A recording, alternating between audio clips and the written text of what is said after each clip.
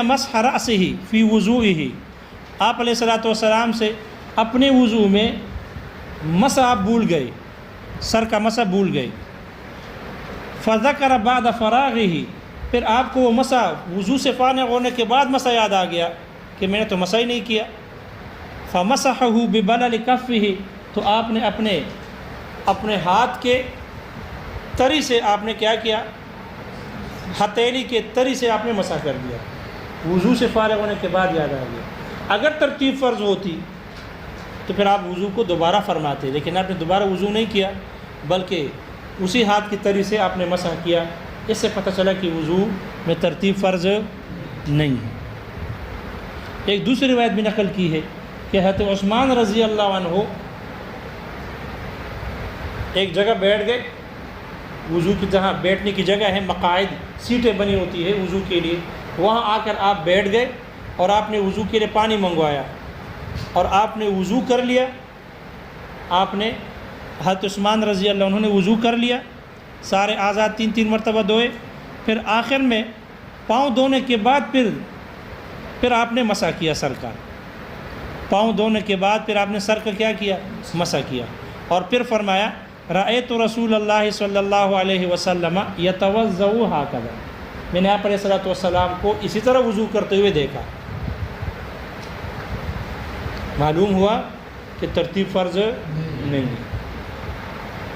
کوئی امام شافعی رحمہ اللہ کی ترتیب پر جو دلیل انہوں نے کی اس کے جواب سمجھ میں آ گیا؟ اول جواب تو یہ کہ وہ حدیث ہے ضعیف، خود ان کے مذہب والوں نے ضعیف قرار دی اور بے اصل قرار دیا، اور دوسری وجہ ہے کہ اس کے معارض میں دوسری روایتیں منقول ہے جس سے پتہ چلتا ہے کہ ترتیب فرض نہیں ہے، ترتیب سنت ہے، فرض نہیں ہے۔ نیت کے فرض ہونے پر امام شافعی رحمہ اللہ ان کی دلیل، امام شافعی رحمہ اللہ فرماتے ہیں نیت بھی فرض ہے، اور نیت پر ان کی وہی مشہور حدیث ہے انما الاعمال بالنیات، تمام اعمال کا دار و مدار کس پر ہے؟ نیت پر ہے۔ وضو بھی ایک عمل ہے، لہذا اس کے دار و مدار بھی نیت پر ہے، لہذا اگر وضو بلا نیت کی کرے گا تو وہ وضو معتبر نہیں ہے۔ ان کی دلیل سمجھ میں آ گئی؟ وہ استدلال انما الاعمال سے مراد وہ صحت کا لفظ نکالتے ہیں، انما صحت الاعمال بالنیات، صحت الاعمال نکالتے ہیں۔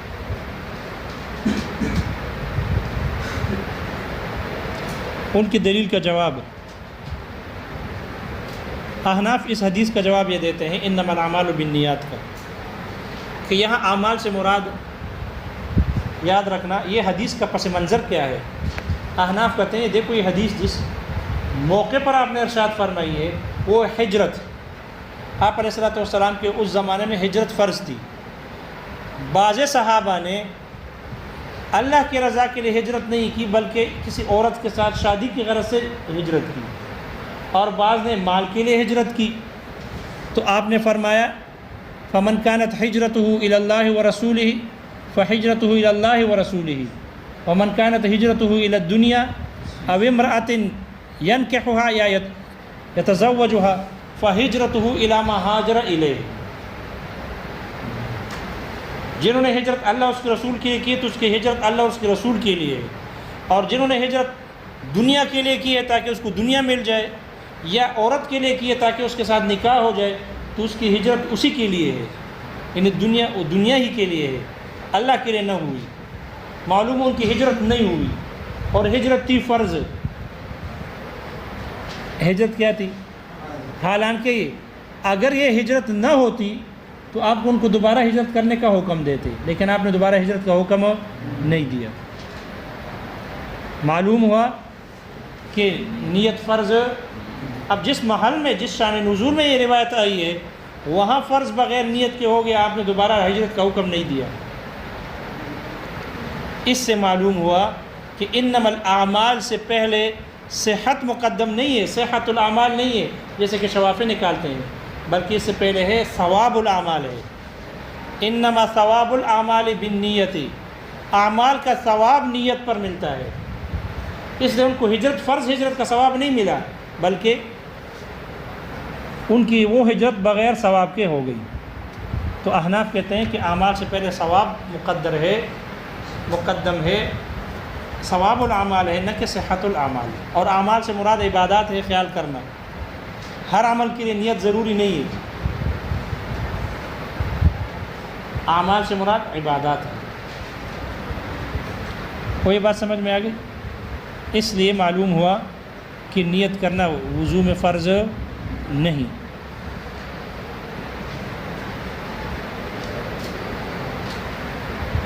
اس لیے کہ اگر اعمال سے مراد اعمال ہی ہوتے تو بہت سارے ہمارے اعمال ہیں، نکاح ہے، طلاق ہے، اور بھی بہت سارے اعمال ہے، بے ہے، اجارہ ہے، شرعی اعمال ہے، لیکن اس میں کسی کی نیت ہوتی ہی نہیں ہے اور وہ کام ہو جاتے ہیں. معلوم ہوا اعمال سے مراد عبادات ہے، اعمال محضہ نہیں ہے، عبادات محضہ ہے. اور ان کی دلیل کا جواب سمجھ میں آ گیا کہ یہ انما الاعمال بالنیات میں اعمال سے مراد اس سے مقدم صحت مقدر نہیں ہے بلکہ ثواب مقدر ہے، اور ثواب الاعمال مراد ہے، نہ کہ صحت الاعمال.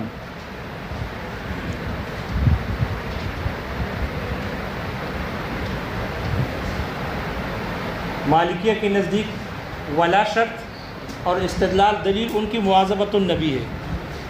اصحاب ظواہر کے نزدیک بسم اللہ پڑھنا فرض ہے، اور ان کی دلیل آپ علیہ الصلوۃ والسلام کے فرمان لا وضوء لمن لم یسمی سے استدلال. شوافی کے نزدیک ترتیب فرض ہے، اور استدلال آپ علیہ الصلوۃ والسلام کے فرمان لا يقبل اللہ صلاۃ امرئ حتى يضع الطهور في مواضعه فيغسل وجهه ثم يديه. لفظ ثم سے استدلال ہے. اور ترتیب پر آپ علیہ الصلوۃ والسلام کے فرمان انما الاعمال بالنیات سے استدلال ہے. ان کے دلائل اور ان کے دلائل کا جواب ہو گیا. بھائی جواب محشی نے نقل کیے، شارح نے نقل نہیں کیے.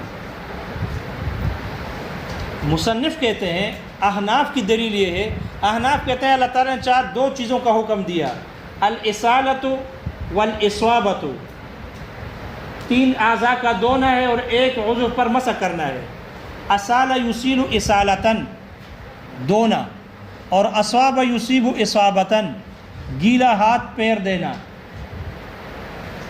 گیلا ہاتھ پہنچانا. اس لیے کہ مسح کہتے ہیں مسح اصابۃ الید المبتلۃ ما امر بمسحہ. اصابۃ الید المبتلہ تر ہاتھ کا پہنچا دینا اس جگہ پر جس کے مسح کرنے کا حکم دیا گیا. تو اللہ نے ہمیں 2 چیزوں کا حکم دیا، ایک ہے اصالہ غسل اور ایک ہے مسح اصابہ. اور یہ دونوں کتاب اللہ کے خاص ہے. غسل اصالہ کا معنی پانی بہانا، تو 3 اعضاء پر پانی بہانا. اور ایک ہے اصابہ گیلا ہاتھ پیر دینا، گیلا ہاتھ پیر دینا. یہ خاص معنی ہے جو وضع عالمانہ معلوم، اور خاص چونکہ خود واضح اور ظاہر ہے، اس لیے یہ دونوں مطلق ہے. مشرف ہو، یہ دونوں کتاب اللہ کے خاص جو ہیں مطلق ہے. اور یہ جن روایتوں کو ان حضرات نے پیش کیا ولا کے شرط ہونے پر، ترتیب کے شرط ہونے پر، تسمیہ کے شرط ہونے پر، اور نیت کے شرط ہونے پر، یہ سب اخبار احاد ہے، خبر واحد ہے. اس لیے دونوں کے درجے کی رعایت کی جائے گی. جو کتاب اللہ سے ثابت ہے وہ فرض ہوگا، اور جو ان اخبار احاد سے ثابت ہے حق تو یہ ہے کہ واجب ہو، جیسے کہ پیچھے نماز میں تعدیل ارکان آ گیا. لیکن شارح کہتے ہیں چونکہ بالاجماع وضو میں کوئی چیز واجب ہے نہیں، اس لیے ہم اس کو سنت قرار دیں گے تاکہ دونوں کو جمع کر لیں. کتاب اللہ اور ان روایتوں کو دونوں کو جمع کر کے احناف حتی الامکان کوشش کرتے ہیں تطبیق دونوں کو جمع کرنے کی، متعارض روایتوں کو جمع کرنے کی کوشش کرتے ہیں. اس لیے مصنف کہتے ہیں جو کتاب اللہ سے ثابت ہے وہ کتاب اللہ کے حکم سے فرض ہوگا، کیونکہ وہ قطعی ہے. کتاب اللہ سے ثابت ہونے والی چیز قطعی ہے، اور فرضیت کے لیے دلیل قطعی ہونی چاہیے. اس لیے 3 اعضاء کا دونوں اور ایک کا مسح فرض ہوگا. اور جو ان خبر واحد اخبار احاد سے ثابت ہوا روایتوں سے، حق تو یہ ہے کہ واجب ہو، لیکن شارح کا دعویٰ یہ ہے، خیال کرنا، شارح کا دعویٰ یہ ہے کہ چونکہ وضو میں بالاجماع واجب نہیں، اس لیے ہم اس کو واجب نہیں بنائیں گے، بلکہ کیا بنا دیں گے، ہم وجوب سے نیچے آ جائیں گے اور سنیت کے قائل ہو جائیں گے، اور کہیں گے کہ یہ چیزیں ولا ترتیب، تسمیہ اور نیت یہ سنت ہے، واجب نہیں ہے، واجب نہیں ہے۔ ان روایات کو ہم اس آیت کے لیے بیان نہیں بنا سکتے، لکونہ بینا بنفسہ، اس لیے کہ یہ چار چیزیں الاصالۃ والاصابۃ یہ خود واضح اور ظاہر ہے کتاب اللہ کے خاص، بیان نہیں بنا سکتے۔ اگر بیان بنائیں گے تو پھر کیا ہو جائے گا؟ کتاب اللہ کا یہ جو مطلق خاص ہے یہ مطلق ہے، اس خبر واحد سے اس کا اطلاق منسوخ ہو جائے گا، اور خبر واحد سے کتاب اللہ کے اطلاق کا نسخ جائز نہیں۔ خبر مشہور سے تو جائز ہے، خبر واحد سے جائز نہیں ہے۔ اس لیے ہم دونوں پر عمل کریں گے، اور جو کتاب اللہ سے ثابت ہے وہ فرض قرار دیں گے، وہ فرض ہوگا، اور جو ان اخبار احاد سے ثابت ہے ہونا واجب ہونا چاہیے۔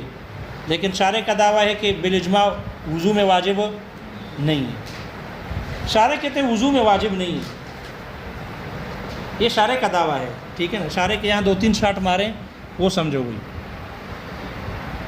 پہلی بات یہ ہے کہ شارع نے کہا کہ یہ اخبار احاد ہے، سب کو اخبار احاد بنا دیا، لیکن محشی کہتے ہیں کہ سب کو اخبار احاد بنانا درست نہیں، اس لیے کہ انما الاعمال بالنیات والی روایت خبر واحد نہیں ہے، بلکہ وہ خبر مشہور ہے، وہ خبریں۔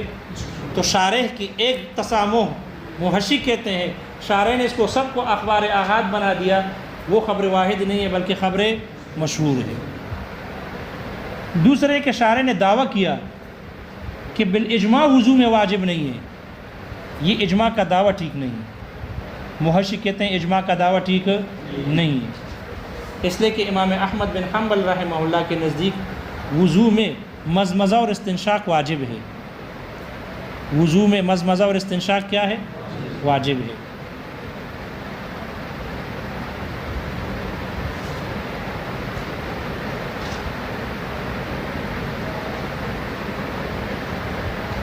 اور احناف کے مذہب کے ایک مجتہد گزرے ہیں جنہوں نے یہ ہدایہ کی شرح لکھی ہے فتح القدیر کے نام سے، علامہ ابن حمام، وہ وضو میں بسم اللہ کے وجوب کے قائل ہے، بسم اللہ کے وجوب کے قائل ہے۔ اس لیے شارع کا ایک تو صاحب مذہب امام احمد بن حنبل رحمہ اللہ وہ وضو میں مضمضہ اور استنشاق کے وجوب کے قائل ہے، اس لیے شارع کا اجماع کا دعویٰ درست نہیں ہے۔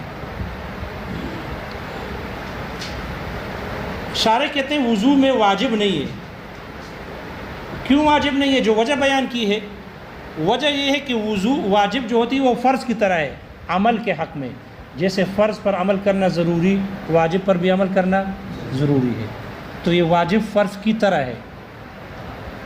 واجب کس کی طرح؟ فرض کی طرح ہے عمل کرنے کے حق میں، اس لیے یہ واجب صرف اور صرف عبادات مقصودہ کے زیادہ لائق ہے، عبادات مقصودہ کے زیادہ لائق ہے۔ کیا چیز ہے؟ کیا چیز ہے؟ واجب، وہ کہہ رہے ہیں نا واجب، آپ تو نہیں کہہ رہے تھے۔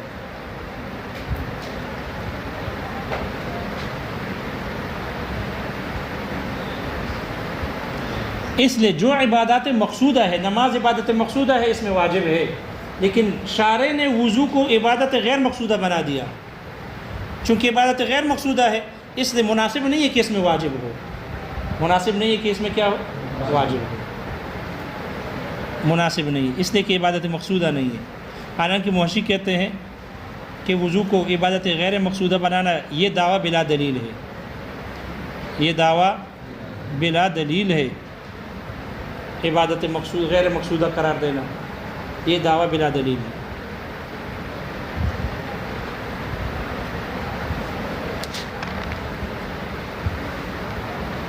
تو 3 باتیں جو شارع نے کی ہے، محشی نے اس پر تھوڑی سی پکڑ کی ہے۔ ایک دعویٰ تو یہ تھا کہ ان کے سارے روایتوں کو خبر واحد بنا دیا، یہ دعویٰ ٹھیک نہیں، اس لیے کہ انما الاعمال بالنیات والی جو روایت ہے وہ خبر مشہور ہے، خبر واحد نہیں۔ دوسرا دعویٰ ان کا یہ تھا کہ اس پر اجماع کا دعویٰ کیا کہ بالاجماع وضو میں کوئی واجب نہیں، محشی کہتے ہیں اجماع کا دعویٰ درست نہیں ہے، اس لیے کہ خود صاحب مذہب امام احمد بن حنبل رحمہ اللہ وہ وضو میں مضمضہ اور استنشاق کے وجوب کے قائل، اور احناف میں شیخ علامہ ابن حمام وہ وضو میں تسمیہ کے وجوب کے قائل ہیں۔ اور تیسری بات یہ ہے کہ یہ کہا کہ چونکہ واجب جو ہوتا ہے یہ عبادت مقصودہ کے مناسب اور لائق ہے، اور وضو عبادت غیر مقصودہ ہے، جس پر محقق کہتے ہیں کہ وضو کی عبادت غیر مقصودہ کا دعویٰ بلا دلیل ہے، اس لیے کہ وضو عبادت مقصودہ ہے۔ عبادت مقصودہ ہوتا ہے جس پر اجر و ثواب ملتا ہے۔ ایک آدمی نہ نماز پڑھتا ہے نہ تلاوت کرنے کے لیے، ویسے وضو کرتا ہے، ثواب ہے یا نہیں؟ جی، باوضو رہنا مستحب ہے یا نہیں؟ مستحب ہے، اس لیے کہتے ہیں سونے سے پہلے وضو کرو، باوضو سو۔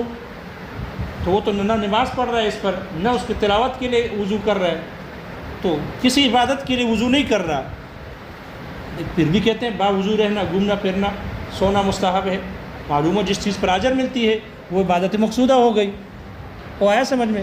اس لیے محقق کہتے ہیں اس کا یہ دعویٰ بلا دلیل کے۔ کوئی یہ مسئلہ سمجھ میں آ گیا؟ دیکھو کتاب میں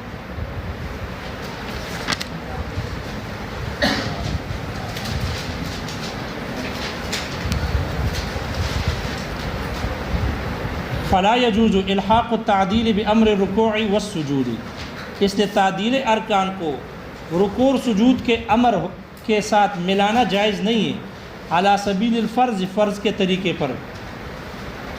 شارح کہتے ہیں ماتن کا یہ متن شروع فی تفریعات، یہ ان تفریعات میں شروع ہے مختلف فیہا، جس میں اختلاف ہے، بیننا و بین الشافعی رحمہ اللہ، ہمارے اور امام شافعی رحمہ اللہ کے درمیان میں، علامہ ذکر من حکم الخاص، جیسے کہ ماتن نے خاص کے حکم کو ذکر کیا اس پر، یعنی اذا کان الخاص لا يحتمل البیان، جب خاص بیان کا احتمال نہیں رکھتا، لکونہ بینا بنفسہ، خود واضح اور ظاہر ہونے کی وجہ سے، لا يجوز الحاق التعدیل الارکان، تعدیل ارکان کا ملانا جائز نہیں۔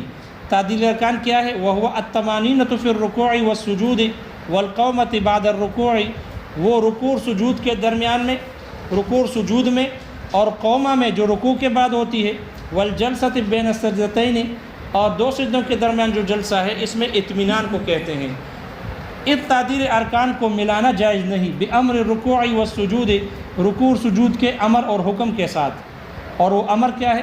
وہ قولہ تعالی، وہ اللہ تعالیٰ کا فرمان، وارکعوا واسجدوا ہے، علی سبیل الفرض، فرضیت کے طریقے پر ملانا جائز نہیں۔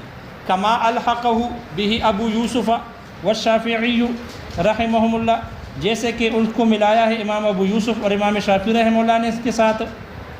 وبیانہ، اس کی بیان یہ ہے، ان شافعی رحمہ اللہ یقول، امام شافعی رحمہ اللہ فرماتے ہیں، تعدیل الارکان فی الرکوع والسجود فرض، تعدیل ارکان رکوع سجود میں فرض ہے، لحدیث اعرابی، اس اعرابی کی حدیث کی وجہ سے، خفف فی الصلاۃ، جس نے نماز میں تخفیف کی، یعنی بلا تعدیل ارکان کے ادا کیا۔ فقال له، جس کو آپ علیہ الصلوۃ والسلام نے فرمایا، قم فصلی فانک لم تصلی، کھڑے ہو جاؤ نماز پڑھو، اس لیے کہ آپ نے نماز نہیں پڑھی۔ ہاکذا قالہ ثلاثا، اسی طرح آپ علیہ الصلوۃ والسلام نے ان کو 3 مرتبہ فرمایا، یہ ان کا استدلال۔ ونحن نقول، ہم جواب میں کہتے ہیں، ان قولہ تعالی، اللہ تعالیٰ کا فرمان، وارکعوا واسجدوا خاص، یہ خاص ہے، وضع لمعنی معلوم، اس کو ایک معلوم معنی کے لیے وضع کیا گیا، لأن الرکوع هو الانحناء، اس لیے کہ رکوع وہ جھکنے کو کہتے ہیں، عن القیام، کھڑے ہونے سے، والسجود، اور جو سجدہ ہے، وہ وضع الجبہۃ علی الارض، وہ زمین پر اپنے ماتھے کو رکھ دینا ہے، والخاص لا يحتمل البیان، خاص بیان کا احتمال نہیں رکھتے، حتی یقال، تاکہ کہا جائے، ان الحدیث لحق بیانا للنص المطلق، یہ حدیث اس مطلق نص کے لیے بیان ہو کر اس کے ساتھ لاحق ہو گیا، مل گیا، اس لیے فلا یکون الا نسخا، یہ بیان نہیں بنے گا، اگر بناؤ گے تو نسخ ہی ہوگا۔ وہو لا یجوز بخبر الواحد، اور یہ خبر واحد سے جائز نہیں۔ فینبغی، اس لیے مناسب یہ ہے، ان تراع منزلۃ کل، کہ ہر ایک کے درجے کی رعایت کی جائے، من الکتاب والسنت، یعنی کتاب اللہ اور سنت رسول میں سے، فما ثبت بالکتاب یکون فرضا، پر جو کتاب اللہ سے ثابت ہوگا وہ فرض ہوگا، لأنہ قطعی، اس لیے کہ وہ قطعی ہے، وما ثبت بالسنت یکون واجبا، اور جو سنت سے ثابت ہوگا وہ واجب ہوگا، لأنہ ظنی، اس لیے کہ وہ ظنی ہے۔ وبطل شرط الولاء والترتیب والتسمیۃ والنیت فی آیت الوضو، وضو والی آیت میں ولا تسمیہ اور نیت کی شرط لگانا یہ باطل ہے۔ شارح کہتے ہیں ھذا تفریع ثان علیہ، یہ خاص کے دوسرے حکم پر دوسری تفریع ہے۔ وعطف علی قولہ فلا یجوز، اور ماتن کے پہلے قول لا یجوز پر عطف ہے، یعنی اذا کان الخاص لا يحتمل البیان، خاص جب بیان کا احتمال نہیں رکھتا فبطل شرط الولاء کا شرط ٹھہرانا یہ باطل ہو جائے گا، باطل ہوگا۔ کما شرطہ مالک، جیسے کہ اس کو شرط ٹھہرایا ہے امام مالک رحمہ اللہ نے۔ وشرط الترتیب والنیت، اور ترتیب اور نیت کو شرط ٹھہرانا یہ بھی باطل ہو جائے گا۔ کما شرطہما الشافعی، جیسے کہ ان دونوں کو شرط ٹھہرایا ہے امام شافعی رحمہ اللہ نے۔ وشرط التسمیۃ، اور تسمیہ کو شرط ٹھہرانا باطل ہو جائے گا۔ کما شرطہ اصحاب الظواہر فی آیت الوضوء، وضو والی آیت میں اصحاب ظواہر نے جیسے ان کو شرط ٹھہرایا۔ اور وضو والی آیت کیا ہے؟ وہو قولہ تعالی، وہ اللہ تعالیٰ کا فرمان فاغسلوا وجوہکم الآیہ، یہ آیت ہے۔ وبیان ذالک، اس کا بیان یہ ہے ان مالکا یقول، امام مالک رحمہ اللہ فرماتے ہیں ان الولاء فرض فی الوضوء، وضو میں ولا فرض ہے، اور وہ یہ ہے ان یغسل اعضاءہ فی الوضوء متتابعا متوالیا، کہ وہ اپنے اعضاء کو وضو میں تسلسل کے ساتھ پے در پے دھوئے، بحیث اس طور پر لم یجف العضو الاول، کہ پہلا عضو خشک نہ ہو۔ دلیل کیا ہے ان کی؟ لمواظبت النبی علیہ الصلاۃ والسلام، آپ علیہ الصلاۃ والسلام کی پابندی کرنے کی وجہ سے۔ وہ اصحاب الظواہر یقولون، اور اصحاب ظواہر کہتے ہیں ان تسمیۃ فرض فی الوضوء، بسم اللہ پڑھنا یہ وضو میں فرض ہے۔ دلیل ان کی لقول علیہ السلام، آپ علیہ الصلاۃ والسلام کے فرمان لا وضوء لمن لم یسمی کی وجہ سے۔ والشافعی رحمہ اللہ یقول، امام شافعی رحمہ اللہ فرماتے ہیں ان الترتیب والنیت فی الوضوء فرض، ترتیب اور نیت وضو میں فرض ہے۔ دلیل ان کی لقول علیہ السلام، آپ علیہ الصلاۃ والسلام کے فرمان لا یقبل اللہ صلاۃ امرئ، اللہ تعالیٰ کسی شخص کی نماز کو قبول نہیں کرتے، حتی یضع الطہور فی مواضعہ، یہاں تک کہ وہ طہارت کو اس کے محل میں نہ رکھے۔ فیغسل وجہہ، تو وہ اپنے چہرے کو دھوئے، ثم یدیہ، پھر اپنے ہاتھوں کو دھوئے۔ الحدیث، یعنی لمبی حدیث ہے۔ ولقول علیہ السلام، اور نیت کے لیے دلیل آپ علیہ الصلاۃ والسلام کا فرمان انما الاعمال بالنیات ہے۔ والوضوء ایضا عمل، وضو بھی ایک عمل ہے۔ فلا یصح بدون نیہ، اس لیے بغیر نیت کے صحیح نہ ہوگی۔ ونحن نقول، ہم جواب میں کہتے ہیں ان اللہ تعالی امرنا فی الوضوء، اللہ تعالیٰ نے ہمیں وضو میں حکم دیا ہے بالغسل والمسح، دھونے کا اور مسح کرنے کا۔ وہما خاصان، اور یہ دونوں کتاب اللہ کے خاص ہیں۔ وضعا لمعنی معلوم، ان دونوں کو ایک معلوم معنی کے لیے وضع کیا گیا۔ وہو الاسالۃ والاصابۃ، وہ پانی بہانا ہے اور گیلا ہاتھ پہنچانا ہے۔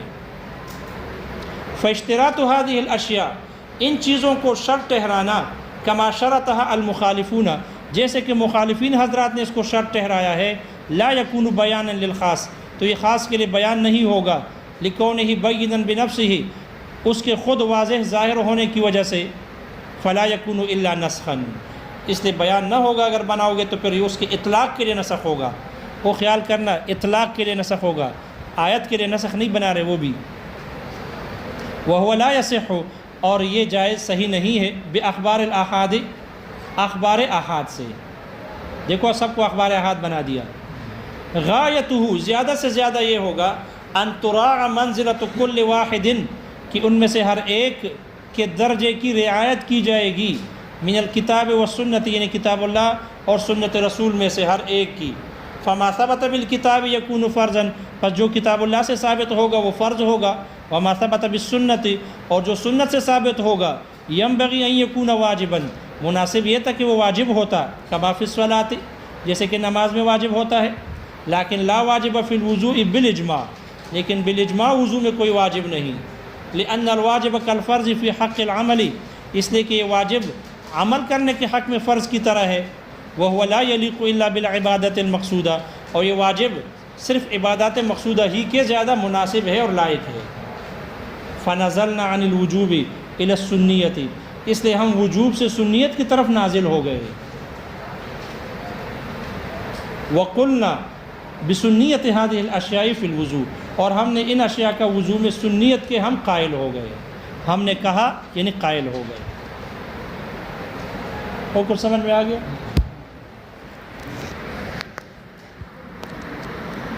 تو ان کے دلائل تو ذکر کیے،